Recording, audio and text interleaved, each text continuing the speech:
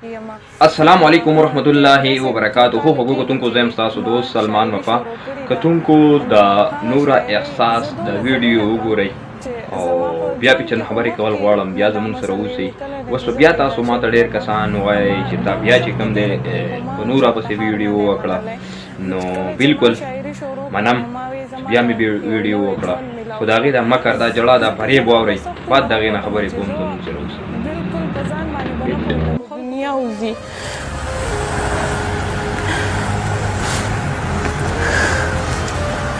نور احساس کوئی دن شوی دا یا واده شوی دا چې زما په ژوند کې خو مخکې نه دا مسلې وې، کله نه چې زه پیدا شوې یم ما دونه سختې تېرې کړې، خو ما چېرته هار نه دی منلی. کله چې ما شاعري شروع کړه نو ما وی زما ته یو نوی ژوند میلاو شو که نه، ځکه زه د هغه سختو نه راووتم چې زه بالکل په ځان باندې به نه پوهېدم. خلکو خو زه لیونی کړې وم، خلکو به وی دا لیونی ده، خو بس دغه نو هغه نظر راووتم. ما به زه په مځکه باندې لاسته وم بېهوشه، د ځان نه به خبر نه وم، بس ځان به مې دومره وهلی و چې په هېڅ په نه پوهېدم. سر به مې هم سم وهلی و، خپل لاس پې ټول به مې ځان سم و، نو بس د هغې حالات نه زه راووتم. ما ته دماغو ګولۍ لیکلې، دماغو ډاکټر له به یې زه بوتلم. ما هغه حالات نه زه چې بیا هغه کس ما پسې ونښتو، ما پسې روسټینګ شروع کړو، ما پسې خلکو خبرې شروع کړې. نو زه خو اوله وم پوهه نه وم، قمقله وم، نو ما به دغه ما ته ګوډه شاعري کوله، ما ته به ښه شاعرانو به ما ته دغه واه واه کول. چا به چېرته ما ته داسې نه وي چې بچې دا شعر مه وایه، په دې به ته سبا ورځې ذلیله کېږي. خو هر چا به زما مذاق وړاوه، زه به پوه نه وم، زه به هم قمقله وم، زه به ورته خوشحالېدم دې خبرو ته. خو چې کله نه زه پوه شوم چې دا مطلب دې خلکو د لاسه زه داسې بدنامېږم که نه، چې اول دو ما ته دا خونه نه وښولي چې بچی مه کوه داسې دا شعر مه وایه، خو زما نه به یې بار بار اورېدو. په ثابت پښتونخوا کې په شرمونو وشرمولم. هر سړی اوس ما ته هغه کنځل کوي، هغه شعر راته را یادوي، که په لاره باندې راځم او که هر ځای کې یم، که کمنټ کې هر څه کې راته هغه خبره پنوړی.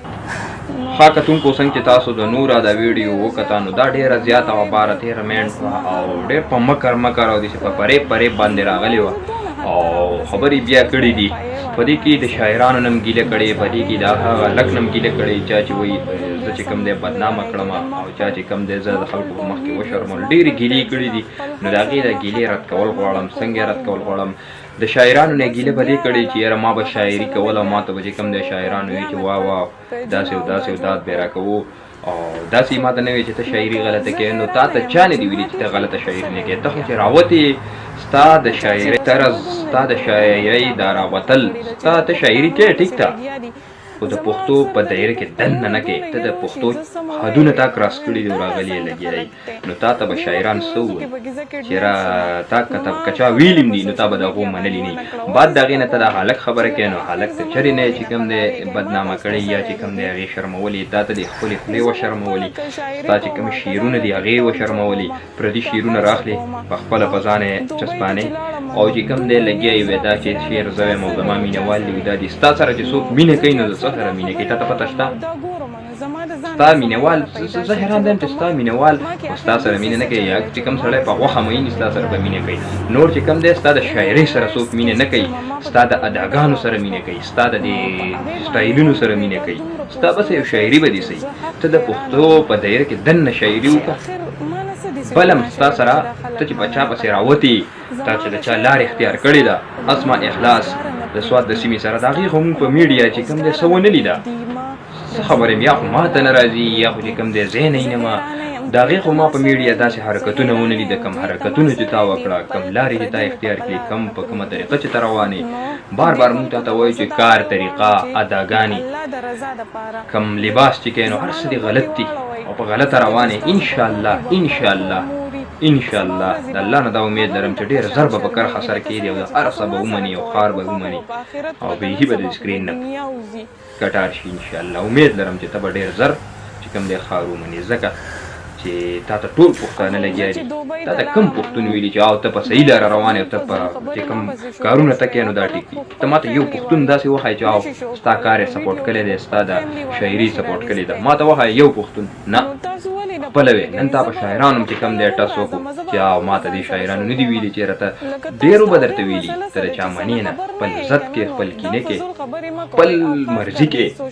میرا جسم میرا مرضي هغه لینډ تا په سوات کې شروع کړی دی نو تا ته به څوک څه ووایي الله دې ته نیکې هدایت وکړي بیا به دا ما دا کتونکي وایي چې لکه تا نه بیا چې کوم دی په نور راپسې ویډیو وکړه نو دا د ډېرې مجبورۍ نه مې پسې وکړه ځکه زموږ مطلب دا دی یوه پیغله ده ناپوهه ده په خپله وایي چې کوم دی زه ټینشن ګولۍ خورم او ما به ځان وال او لیونی یم او دا وم او دا وم نو قمقله ده پوهه نه ده چې دا پوه شو که نه الله دې دله دې سوچ راشي دې دماغ نو په خپله به سوچ وکړي د دې کیسو کیسونه به په قلار شي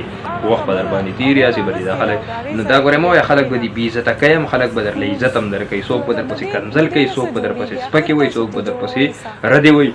خو دا به برداشت کې که ماداګانې چې ته کوې نو دا به برداشت کې دې ته به سینه کلکه نیسي کلکه دا به نه وی چېرې په ما پسې خلک خنداګانې کوي په ما پسې خلک خبرې کوي نه د سکرین نه اوټ شه پرېږده که تا ستا نوم چا په خوله واخیستو تماشه کوه بیا ځه خو له سکرین نه اوټ شه چې په سکرین نه ځې نو د خلکو کنځل به منې د خلکو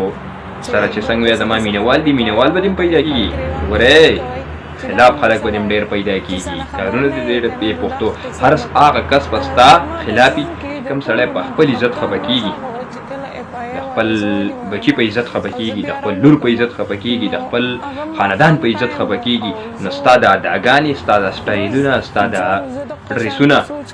ستا میډیا ته راتله دا ستا د شاعري دا به د سره نه خوښوي دا به د سره نه سپورټ کوي زما دا ایمان دی زما دا یقین دی چې کوم سړی په خپل عزت خفه کېږي ستا به نه خوښوي چې کوم سړی خوادې خوړي ټنګټو ته او په غوښه میني هغه به تا ضرور خوښوي